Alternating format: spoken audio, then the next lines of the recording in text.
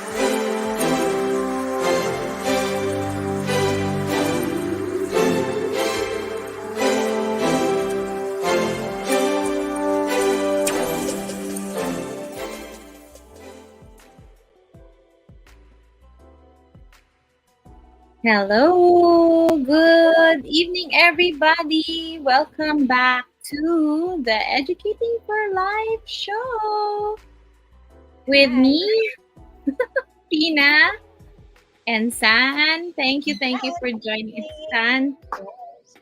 It's been a long time and a long time. Busy ang lahat. And ang dami nagkasakit in between. Dami nangyari. So we hope that you guys are all okay on the mend. If your family got sick, and sana wag na lang magkasakit kung hindi niyo pa nakukuha itong whatever is going on. Di ba parang who else hasn't gotten it? Ganun. I know.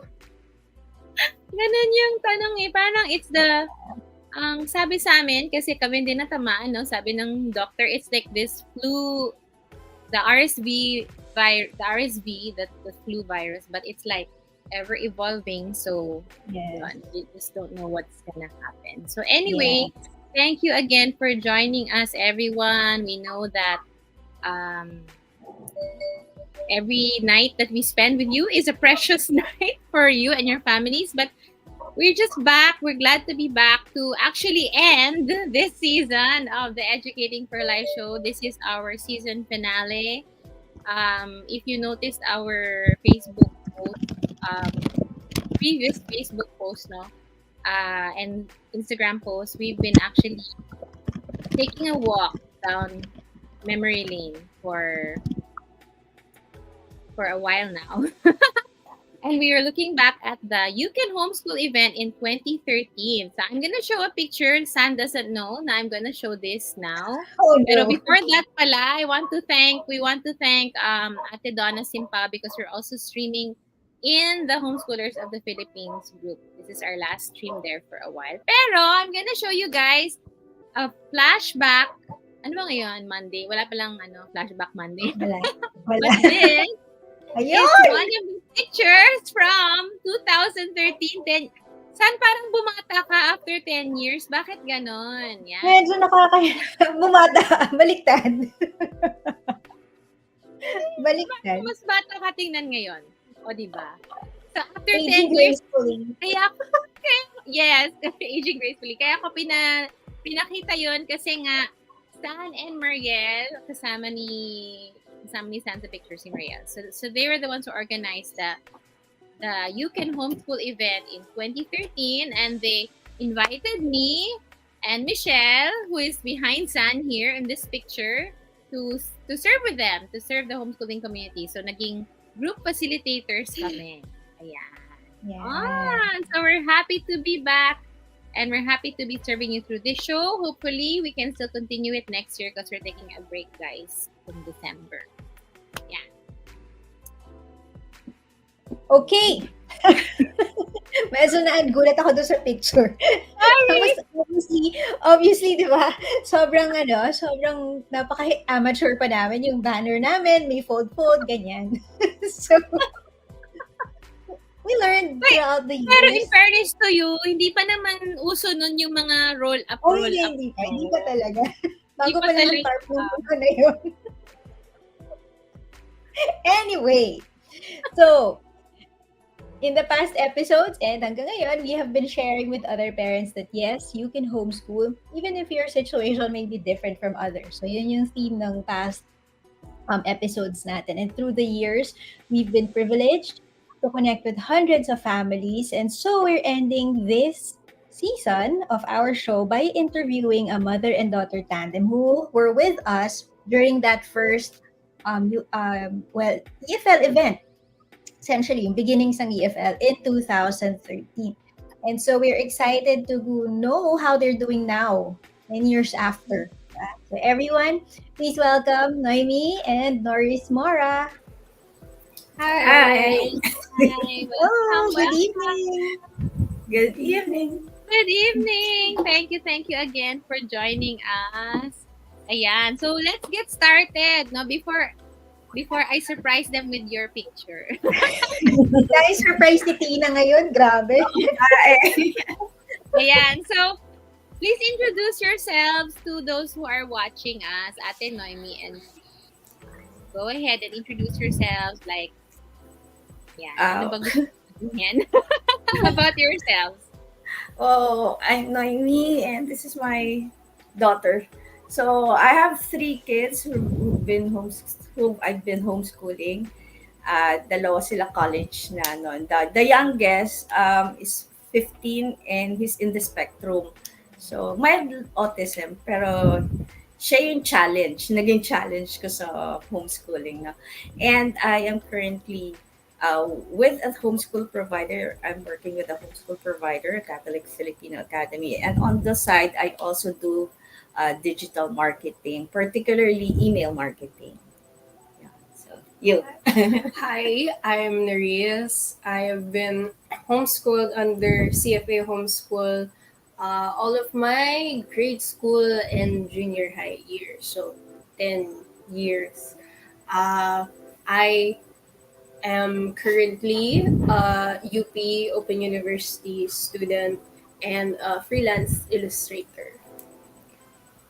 Galing.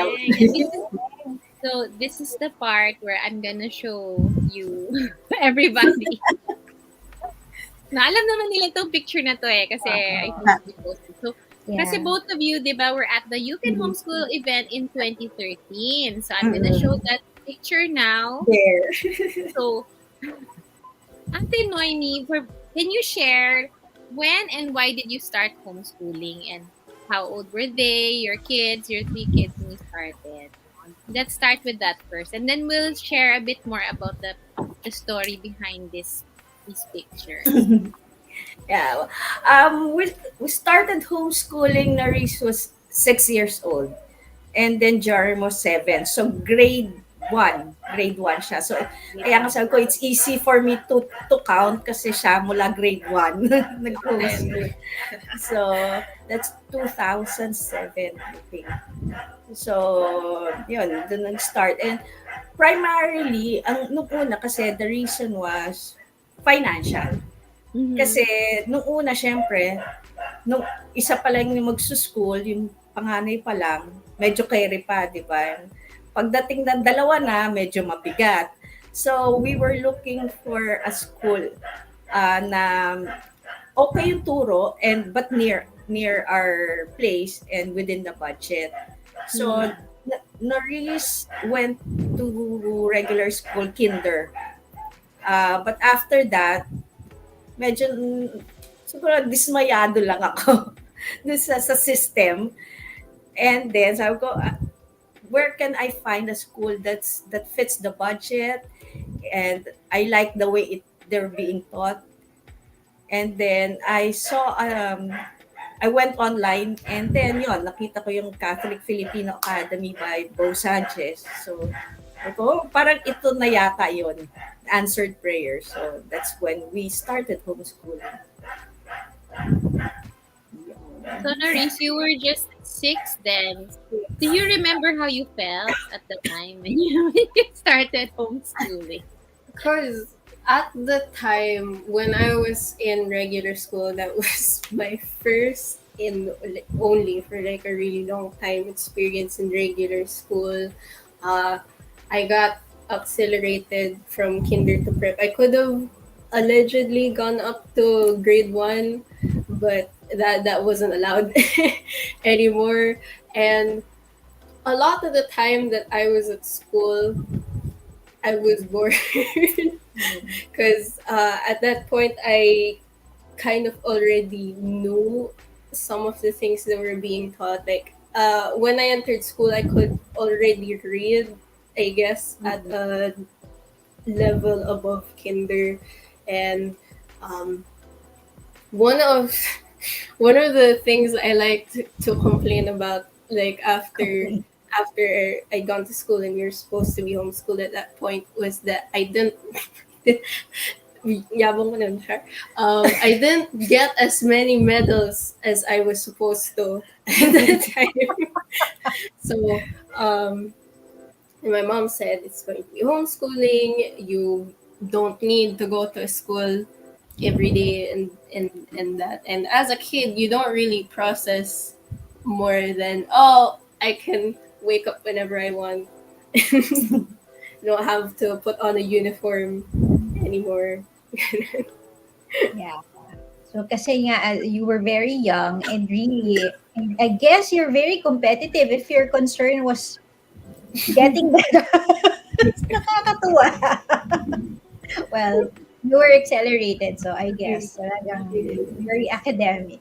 So let's fast forward 10 years, 10 years after. Ngayon, how are you guys? How is your family?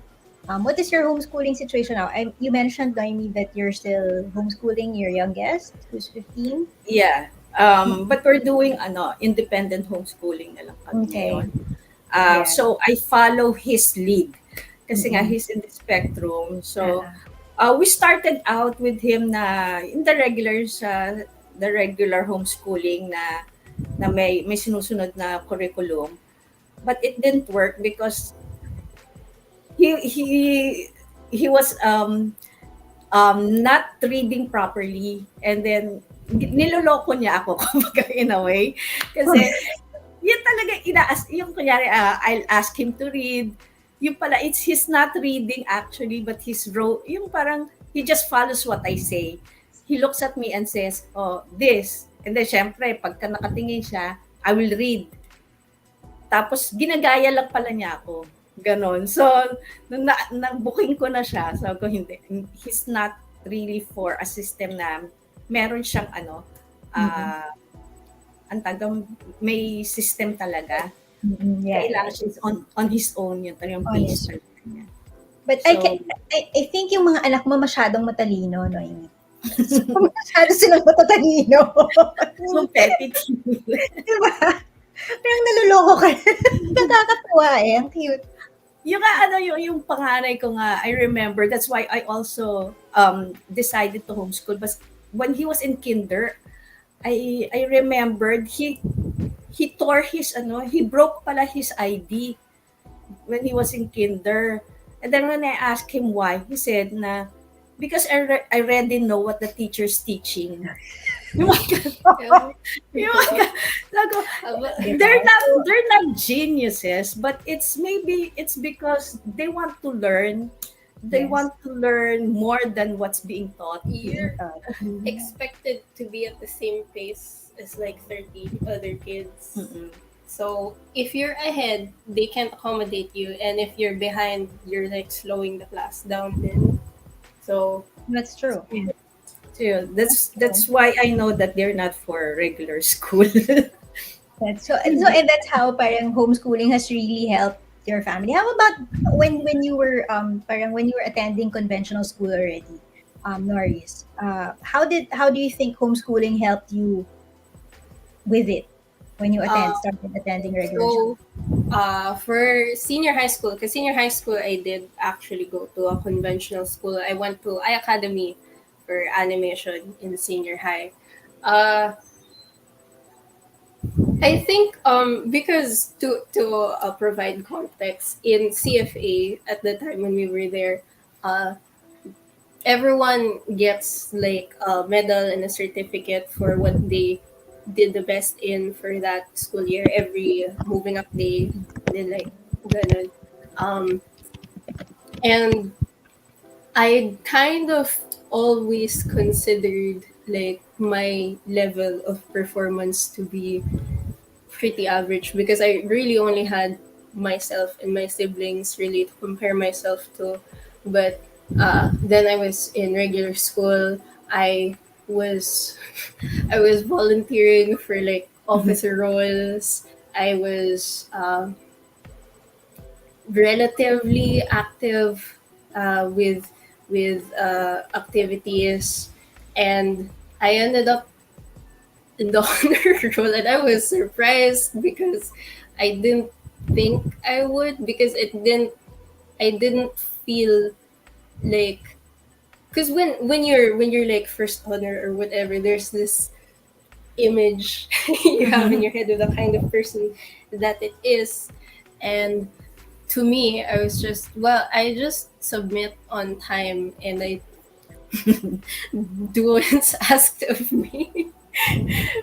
And apparently that people looked up at that, and I was very surprised.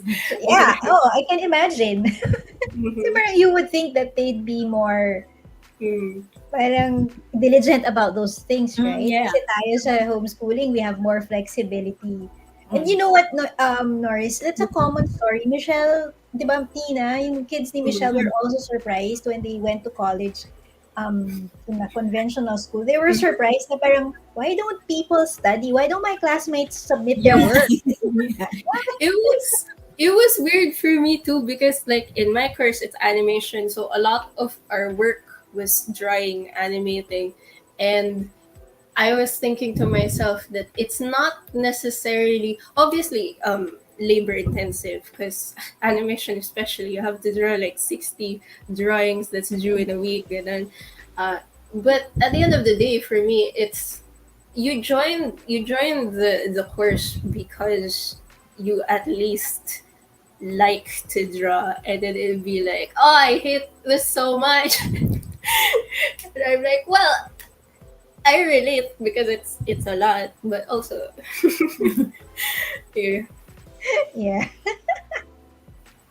I think siguro that's also what you could say, which segues to our next Mm. question. Right? Maybe that's really one of the hidden benefits of homeschooling na a lot of people don't realize. So I'm gonna Mm.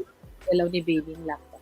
I'm gonna show that picture again. The reason why actually that Noriz was there, actually Noriz was the one who was really part of the event, and Ate Noemi was her number one supporter at the time. Yeah. She shared, Number one fan. Mhm. up to now naman, no? But Noriz was there to share. Tama ba ako if my very bad memory serves me well?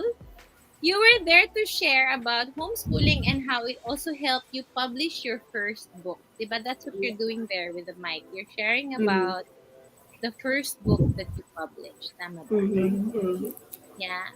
So, I think tell us a bit before I go to when we're talking about kasi the benefits no Mhm. of homeschooling. What's your all-time favorite benefit and siguro share a bit din about like how did you how did you end up writing your book? Kasi parang yan, kami ni mama mo hanggang ngayon may pangarap din kaming magsulat ng libro pero 'di ba Ate Oo Noems nga. naunahan pa kami nitong mga high Nauunahan school pa. homeschoolers parang Mhm. Mhm. why? So anyway, share siguro first like what's the top benefit of homeschooling that for both of you? And then, Noriz, please do share for those who are, hearing your story for the first time, how you came about to write your book. Kasi for us, that's really a benefit, no, of homeschooling na you got to pursue. Yun nga, you wanted to do it, so you did it. Ganyan. So, yeah. Sige, who wants to go first? The benefit, please. For me, the top benefit of homeschooling is not waking up early. Di ba, pagka may anak ka na may nasa regular school, you have to wake up, prepare the food, the breakfast, prepare the stuff. Yung ganon. Tapos kung ano pa siya magko-commute or you have to bring them to school. Alam mo yun, yung hassle. Samantalang when you're homeschooling, it's just a few steps away. Di ba? Just prepare the books and all that. And then another big benefit is the relationship that you build. Like us, we hug in public and it's okay. Di ba? Yung others, they feel icky na hinahug mo yung mom mo in public and all. But it's natural for us to show affection. Yun. Love that. I love that the benefit that you mentioned has nothing to do with academics. Yeah. I can balance that. This one is slightly Go, Noriz. in the sense na because you have so much time on your own, because there is a lot of time that it's filler time. You're like waiting for the bus, you're waiting for the teacher, you're waiting for lunch, etc., etc. A lot of, which is something I realized, a lot of being in a conventional school is waiting. So that's been cut off. When you grow up with a lot of time, it is kind of inevitable that you'll discover what your interests are, because it's most of what you have. So I was into singing for a while. I got into writing as well, which we'll get to. And then I also got into drawing and comics, which is the path that I'm pursuing now. And we're getting to the publishing part. So when I was 12, I discovered the National Novel Writing Month. It's NaNoWriMo, right? Yeah, it's online as NaNoWriMo, which is every November. So technically, it is NaNoWriMo right now. A lot of writers around the world are cramming right now because essentially over the course of 30 days, you write 50,000 words, and it is brutal to make that word count. If the people who are participating right now, they have 10 days to complete their word count goal, and I was able to do that at the time. And I'm not sure if they still do it. I think their user base has grown enough that I don't think it's a service they're offering anymore. But the program, they have print on demand, and then they'd like hook you up with Amazon and Barnes and Noble, online retailers after you finish your draft.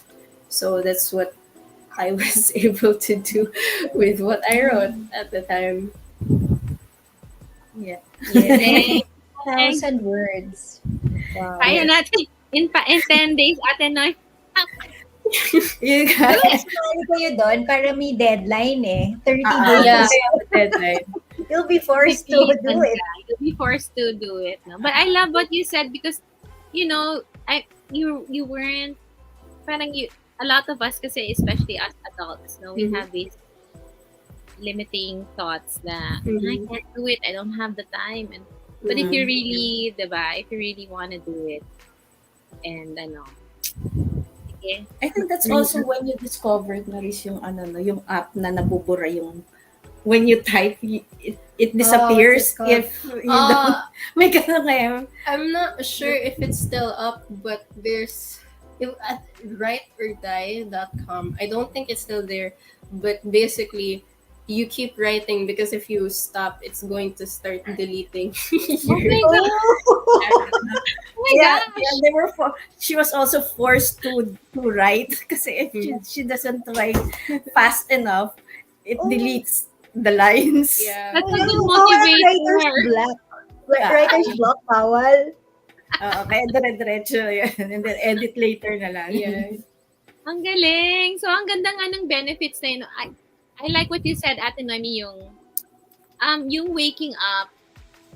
I remember, may nagtanong sa akin, what if they always wake up later than everybody else, how would they be motivated to wake up early pag, like nag-work na sila or they go to college? Tapos, na-prove na yan ilang beses na, di ba saan kayo din? Parang, if they really wanna wake up early, no matter what time they sleep, Yes. if they're motivated, they will wake up and they'll be the ones to wake us up. Parang, minsan sila pa yung, come on, kasi ganito, ganyan, dito gagawin natin today, diba? So parang, that's like busting one of the homeschooling myths. And then what you mentioned about relationships, it's true, no, na, because we're always with them, I think that's one benefit that you always have the time together to really nurture relationships. So what about challenges naman? Kasi baka may nanonood, first timer, and then they're thinking na, ang galing naman ng homeschooling, everything's so smooth and no, that's not true. So what about the challenges? What's the biggest challenge for each of you, no, that you think you see now, looking back at the 10 years? And then how did you overcome that challenge? Biggest challenge for me, it's not the teaching part it's getting on each other's nerves. Di ba? Diba, tipong, kung mag-submission, kasi sa CFA nga, may curriculum na sinusundan kasi DepEd accredited. So, sometimes even it's submission of grades, I turn to become a monster mom. Na, bilisan yan na, isasabit ko na yan, wala pa tayong grades, wala pa, yung mga ganon.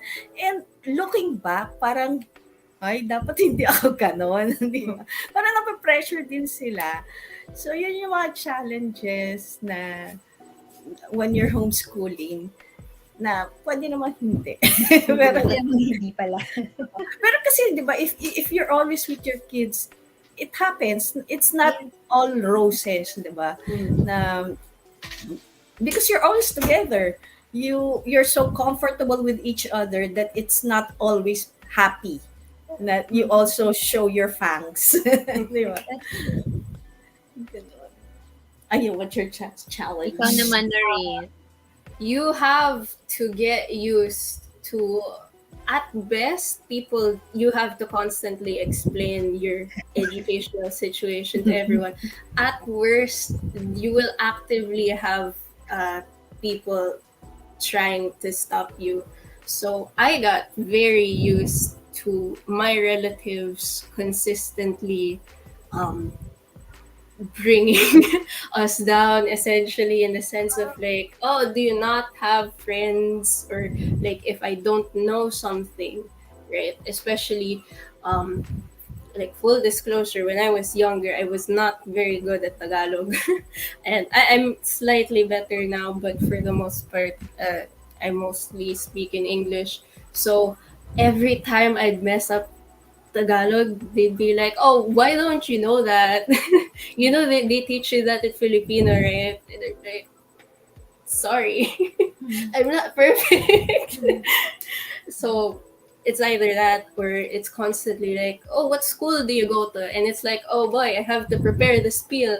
Actually, I'm homeschooled. What does that mean? Here's my PowerPoint. So, and it got even harder to explain in high school, because that's when, especially my family, would get really into like, but it's high school, you need to have those memories, you have to go to prom, you have to and everything. In CFA, at the time we did like weekly classes every Wednesday, so I did actually like have friends, I did meet people like throughout the months, and I did have like experiences and stuff, but that's not enough for a lot of people. You have to accept, you really have to accept that not everyone's going to understand your choices. And you have to be okay with that, because if you're not, it's gonna be a hard time. That's I true. remember then before when we were in my sister's house, kasi traditional, up to now she's very traditional school.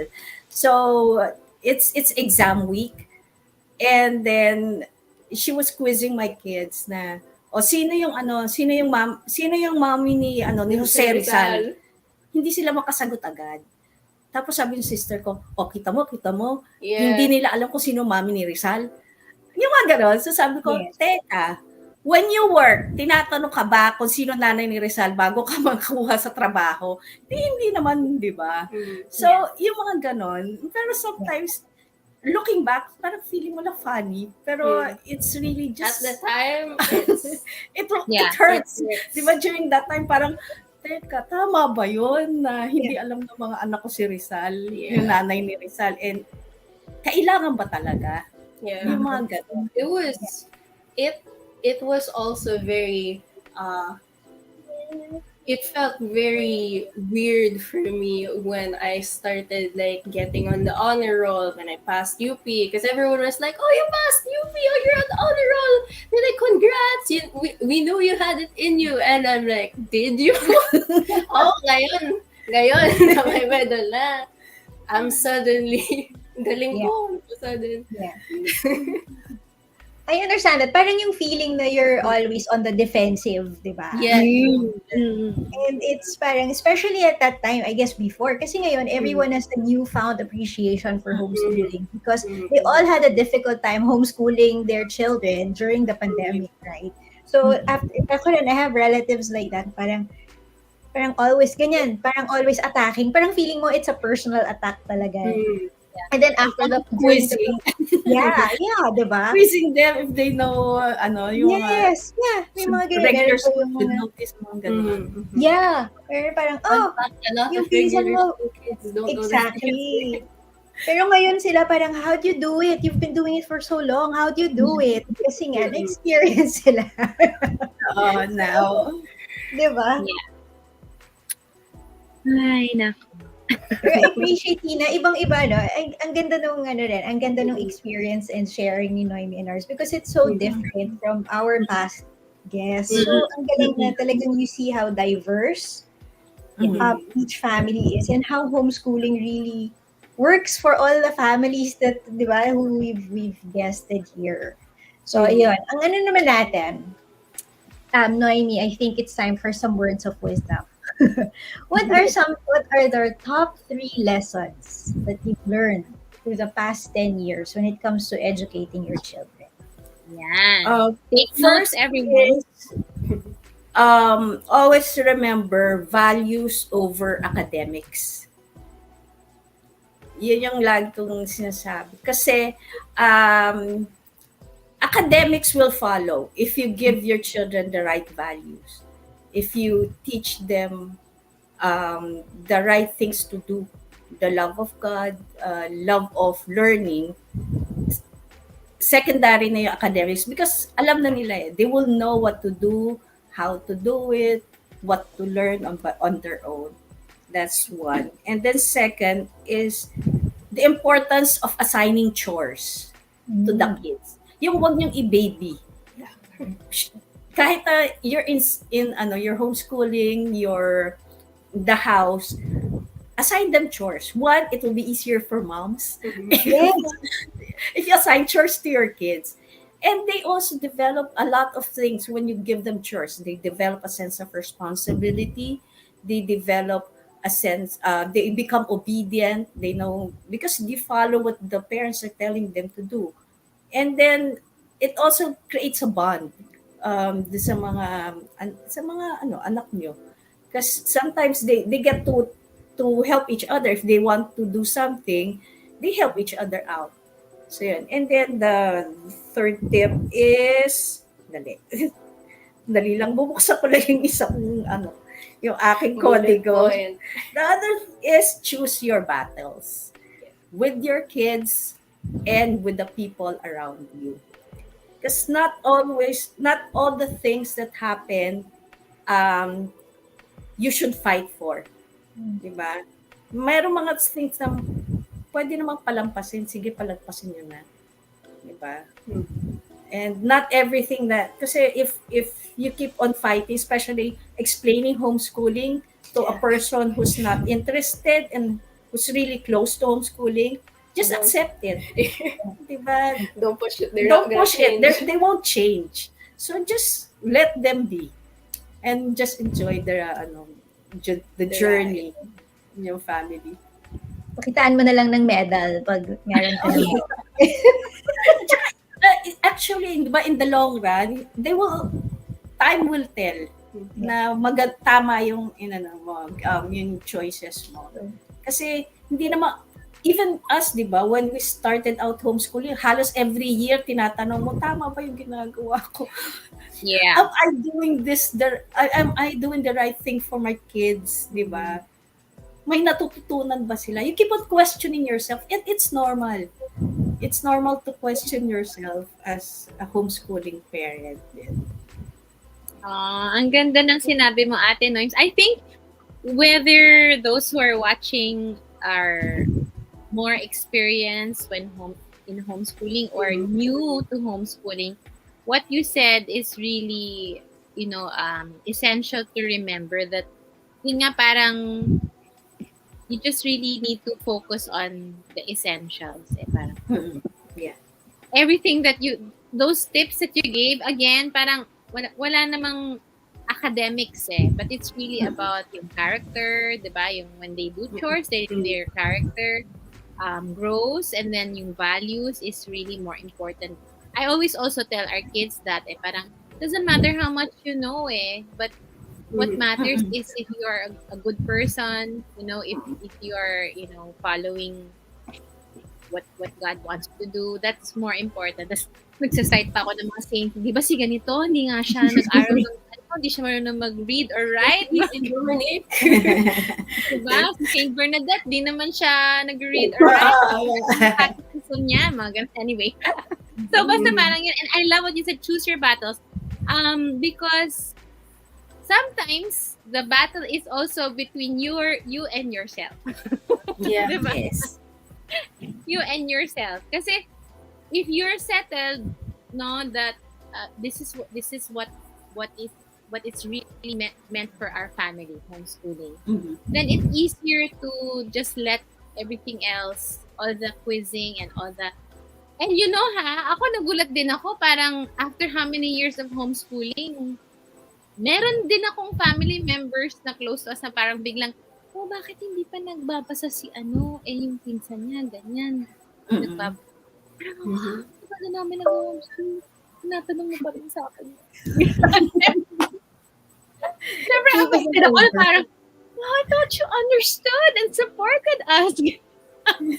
But I think we really can't deny that yung comparison,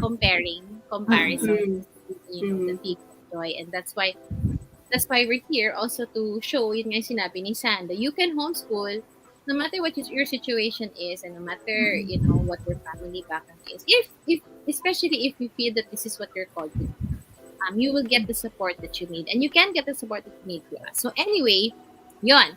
To end, dami na namin sinabi, pero to end, maybe both of you, especially I want to hear from Noriz, but Ate Noemi, jump in din. Maybe you have advice para dun sa mga exploring pala. Baka may nanonood kasi ngayon na yung iba kasi alam nyo, those who inquire with us, mga babies pa, yung mga anak, 1-year-old, toddlers, preschool. So maybe you have words of advice for them, those who are exploring or maybe just starting out and they're still like trying to see if this will work for them. What words of advice can you share with them? What? You go ahead first. You go first. I guess if you're starting I guess two things primarily. First, uh, it's a thing we say often that just because you're homeschooled doesn't mean you have like no social skills or any social exposure. But I think certain kind of parents still needs to be told that they need to have like interaction, like have To them talk expose to your their kids. expose your kids, have them talk to the neighbors, enroll them in another like interest based class, ballet, kumon, whatever it is. Because they still need that. Because from when I was growing up, I did have friends from CFA and everything. I did talk to like the neighborhood kids, but as a consequence of like me growing up and my friends are also homeschooled and everything, most of my friends live far away from me. So I interact usually with my peers actually until now like online because they're in the north because we're in the south, they're in the north, they're in different provinces, there's sometimes they're even in different countries, so it's a lot of online. So have friends preferably close by para madali lang, but if that's not, just as long as they have that.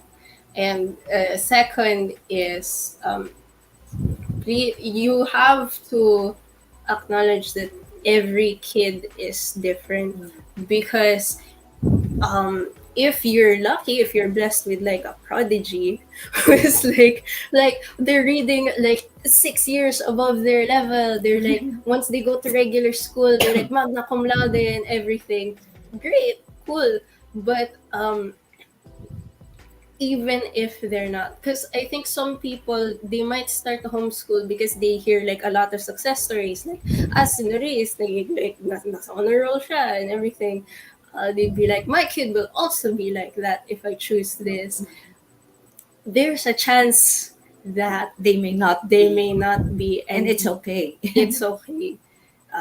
You there's sometimes pressure that because you made a different choice from the norm, you have to be better than the norm. But then that's more pressure, and that's then you're kind of defeating the purpose. A lot of people homeschool because they don't like that conventional schools put undue pressure on students, and you just brought it back with a different flavor. So you have to acknowledge whatever the outcome is, it's because you chose it, because it works for your family or not. There's no harm even in admitting that actually at the end of like a year or like a few school years it's not working. That's also fine. Yes. Yeah. You can always go back.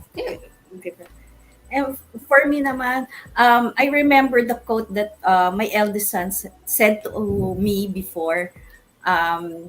Regular school prepares your kid for the next grade level. Homeschooling prepares your kid for life. So just always remember that when you choose homeschooling, it's not easy. Uh, you will always get in each other's nerves and all Yeah. that. But remember, um, at the end of it all, you are preparing your kid for a better life. And that's the one that should be most important. Not the next grade level, not so huwag kayo masyado ma-obsess na, ay, yung kid ko, grade 2 pa lang yung alam, dapat grade 4 na siya and all that. Don't obsess much on that, on the academics, but prepare them for life. How do you want them to be as a person? And how do you want them to interact with the people around them? So, yun. Ang Tada! ganda. Nakugusan. Ang ganda. Yeah, oo. Syempre. Tsaka ang galing yung, educating for life. That's a perfect season ender, right? We are educating for life. Because that's what Ate Noemi, what you said about they're supposed to be in grade, their level, and is, but they're not. Yan. Pinagdadaanan ko yun. But, kasi lalo na ako, di ba, yung bunso ko, nasa 15 years old, tapos he's in the spectrum. So, yung iba sasabihin sa kanya na, hindi pa siya marunong masyado ng ganito. Kaya sa math, he's 15, he should do this, he should know this. Pero sa akin, hello.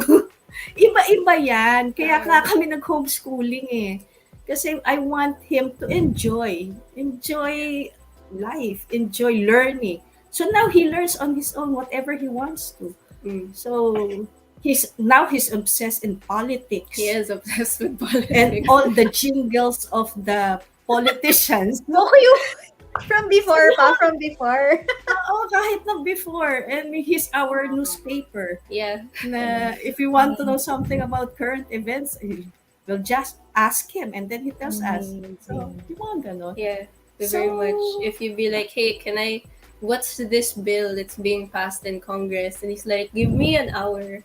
And then he researches on that. Wow, pwede mo magpa-crash course on the Israel-Gaza war. Kasi wala alam about it talaga yung history eh. Yan, isa din yan eh, di ba? Parang Israel. Anyway. Yeah. Gusto ko rin yung sinabi ni Noriz na parang don't put pressure on the children just because you made an unconventional choice. Because you're just parang reversing lang, di ba? Parang you're just defeating the purpose. Ang galing nun. And I think I love what you said, Noriz, because that's what a lot of homeschooling parents, especially the moms, feel. Na parang because we chose to homeschool, dapat magaling ako sa lahat. Sa lahat. I have to prove them wrong. Yes, I have to prove something. But essentially, that's also what our other guests before you guys, no? That's not really why we homeschool. I mean, not to prove that, especially it's not to prove that it's better or that we're better or that homeschooling is a better option. No, but it is a good option, and it's something that kami we Educating for Life moms, and I'm sure kayo din atin na it's something worth exploring.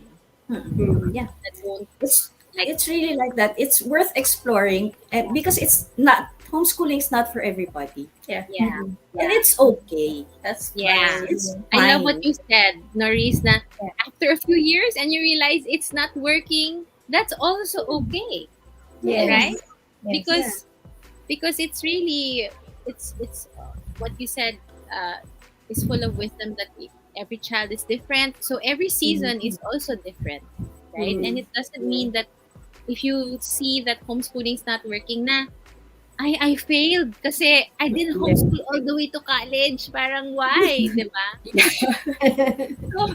So I love that this is our season ender. We're telling all of you now, we're giving you the freedom to see that through the wisdom of Ate Noemi and Noriz and their experience as a family, that you can homeschool. And we're here to support you in whatever way, and we just want to thank you, Ate Noemi and Ate Noriz. I don't think we have any comments from anyone unless may pahabol po kayo na questions or like, huwag na lang daw. Baka may mga nanonood, baka may mga questions, pero okay lang kung wala kayong questions. But, Ate Noriz and Ate Noriz tuloy. Ate Noemi. Thank you so much. Halo na. Yeah, that's how scrambled my brains are. Thank you. Thank you so much. Thank you so much. We know that there's still a lot of Ate Noemi, that's why you should write your book. Okay, Noriz, you encourage your mom to write her book. Ayan. Puro plano pa lang. Tama. Ayan, thank you po sa comment nyo. Julibet. Yes. Ang daming words. So we won't keep you for long now. We just want to say thank you so much. We know that you'll continue to be a beacon of light to the homeschooling community. Ayan. So before we go, I want to invite everyone to follow our social media platforms because we're saying goodbye for now on the show. We're saying goodbye, so you can follow us on Facebook, YouTube, and Instagram, Events by EFL, and we'll update you when the next season will start. Ayan. So, baka meron kayong last words for our viewers, San, ikaw, before we say goodbye and say goodbye. Merry Christmas! Advance. Kasi wala na tayo for Christmas. Oo nga pala. Merry Christmas in advance. Kasi you won't see us live anymore. Ayan. Kayo din, Ate Noemi and Ate Noriz. So, we actually have an old episode from last year. How to make the holidays meaningful or something like that. We'll repost it na lang pag malapit na at feeling namin na pressure ng mga tao sa lahat ng Christmas rush. So, thank you again, everybody. Good night, good morning, good afternoon, whatever time you're gonna be watching this. Thank you again, Ate Noemi and Ate Noriz. Thank you, guys. Ate ako ng Ate Noriz kasi full of wisdom talaga. Bye, good night, and God bless everybody. Good night. Thank Good night, you. guys. Okay.